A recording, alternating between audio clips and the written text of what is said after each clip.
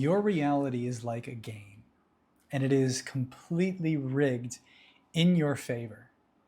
Despite what you may be experiencing or what you might be seeing around you or the way that you might be feeling or relating to this game of your life right now, it is, in fact, always serving you. It is always revealing where you are placing limitations and conditions and obstacles and resistance to all that you want in life and to all that you are in truth. And that is why it is rigged in your favor. Because not only does reality and life want everything for you, but it is so unconditionally loving and true in that sense that it is always revealing to you where you're undermining that for yourself.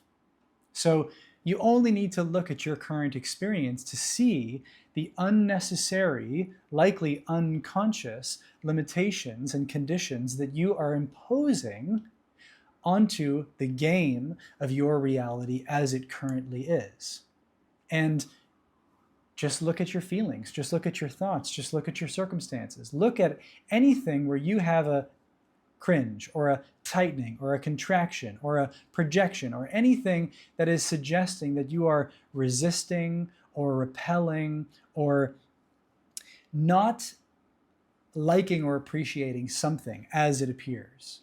And right there, rather than going into your circumstances, into the hologram of the game to try to change things, this is where the game is inner. We think that we've been playing an outer game where we need to use effort. We need to navigate circumstances. We need to change and control our reality in order to get what we want. But actually, that's not the way that this game is meant to be played. This is an inner game. And so whatever you see around you that is not to your liking or is not to your preference, you are better off to look within, because the furthest out effect of this game is the physical manifestation, the circumstantial appearance. And that is the effect of your thoughts, your feelings, your beliefs, which are the effect of your self-concept, that innermost sense of who you are to yourself. And therefore, everything is a direct reflection of how you feel about yourself, what you think about yourself, and what you believe about yourself. And the trickle-out effect is that your conscious thoughts, your conscious feelings, your conscious relationships, your circumstance, your physical environment, your actions, your behaviors, your habits, all of these things are the ripple out effects of that innermost sense of I. And that is the core of this inner game. And so it's no wonder that there's famous, even cliche quotes of know thyself, or seek first the kingdom of heaven and everything shall be added unto you. Because if you seek first the self that you believe you are, if you first become aware of that concept that you have assumed yourself to be, and you understand why it feels so real, why you believe in it so much, now and only now do you truly become the conscious creator of your game of reality. But it really is about these steps, because until you firstly see that this is a game, and if you don't like this analogy, if you don't think life is a game, then it's a box of chocolates. Another cliche saying that life is a box of chocolates. But your life is a particular box of chocolates. And if you pick up a chocolate and you eat it and you don't like it, that's your experience of life. Otherwise, it just is what it is. So what is your experience of this game, of this box of chocolates? That's the first step. You must become aware. You must know yourself. And in knowing yourself, you have the opportunity to understand. You have the opportunity to accept. You have the opportunity to really, with compassion and availability for those beliefs, that experience, those relationships, to See why you believe them, why they feel real to you, why they are significant. Because at the heart of who you are as the creator of your reality is the fact that you are the giver of significance. You give significance to certain thoughts, which is why they keep coming back around, which is why you have a certain relationship to them. You give significance to your feelings, particular emotions that become patterns. Oh no, I'm afraid again. Oh no, I'm depressed again. All of these become your experience because of the significance that you give them. The same thing with habits, the same thing with beliefs. All of this forms your circumstance, it forms your reality, it forms your outer relationships in your environment, all because of the significance of your conscious awareness that you have directed into a particular line, a particular focus, a particular consciousness. And when your consciousness is focused in such a way that significance is attributed to that thing, and then it becomes your reality. And when it becomes your reality, it is an embodied frequency. And that frequency pushes itself out into the world. As above, so below. Your reality is a mirror to the significance that you have been attributing to the subtleties of reality, the reality within you, that swirling, moving, shape-shifting, formless reality within you. And again, this is an inner game. And that inner game will be reflected and refracted into the light forms around you, into the material around you, into the appearances all around you.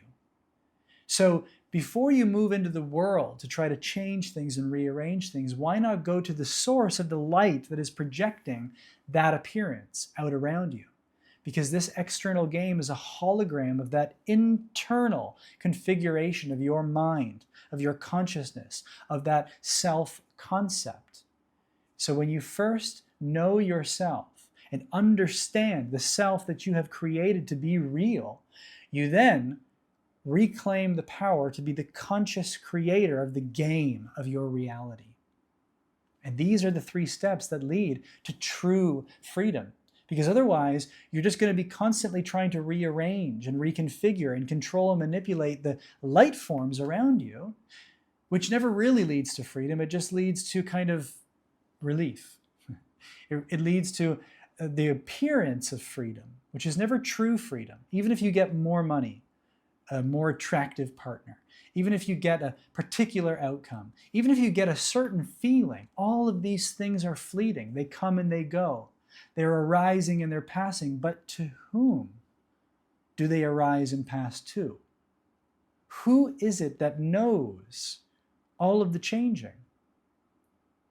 In the midst of all the shape-shifting, what is the changeless? What is the unchanging? What is the timeless? What is the limitless? What is it that is not bound to anything that comes and goes? Because the you that knows all the coming and going must not be bound to any of it. Otherwise, you would not recognize it. It's like 2 trains moving simultaneously. It seems as though there's no movement. You are stationary with the other train. But if you're standing on the platform and the train goes by, you know that it's moving because you are still. And that you, that most subtle, that most essential you, is absolutely still, is absolutely silent, is absolutely timeless, which is why you can experience movement and space and noise. It's why you can experience the passage of time, because you are beyond all of it. So what is that you? And you see, when you understand the you that you've been believing that you are, the you that you are to yourself, the thought form you, the self-concept you, now you have the real opportunity to know your true self, which is to go beyond all concepts, beyond all images, beyond all limitations. And when you go beyond all limitations, you become the master of limitations. And that's when this game, this finite game that we've been playing, actually becomes an infinite game. And you see, that's the 2 games that we're playing simultaneously. The infinite game, which is timeless, of your limitless, infinite beingness, and the finite game of that individual blueprint that you are, the personality that you have assumed, that self-concept which you are believing in for good reason, for good purpose, because that is the bleeding edge of the infinite game that you are exploring from the finite perspective that you have chosen to experience this world as, this reality through. And therefore, you get to know yourself at a much deeper, much more profound, much more true level. It is through limitations that we get to know all that we truly are. So when you make the unconscious limitations conscious and you become a master of limitations through compassion and availability and awareness and acceptance and forgiveness, you see, it's through these paradoxical, counterintuitive aspects of yourself and reality that you actually regain the freedom to create the reality of your dreams, because you embody the frequency of your true self, which is then what attracts to you effortlessly, easily, naturally, all that is in alignment with who you are. And that is the way of the aligned creator, the master of limitations. And that's when life really is played like a game, with the spirit of playfulness, with the creativity of a child, and where your imagination becomes the canvas for all that you want to create. And this is why I talk in terms of aligned creator. It's why I created my aligned creator blueprint, which is, if you haven't already downloaded your copy, there's a link down in the caption below where you can access the less than 40-page workbook, which works you through this whole process of making conscious what's unconscious and aligning your life to be streamlined with all that you want to experience in life. And it's why I'm now taking this and expanding on it and extrapolating it into a whole video course, which will be available in the next few weeks. And if you want to have access to a pre-sale discount where you can have first access to this, including a free live session with me and the group of aligned creators that's around this community, then comment creator down below and I'll send you a link where you can learn more about it.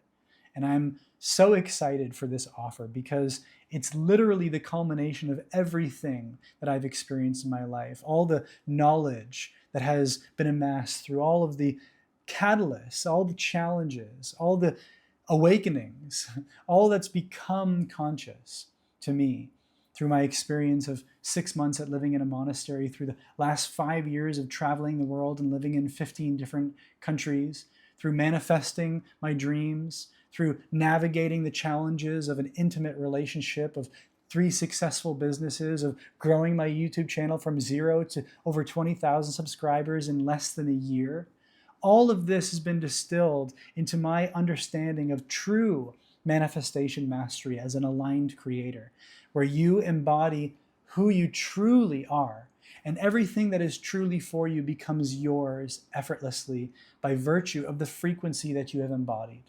And that and much more is in this video course of the Aligned Creator course. So if you want to have access to this, just comment creator down below and I'll send you a link where you can learn more about it.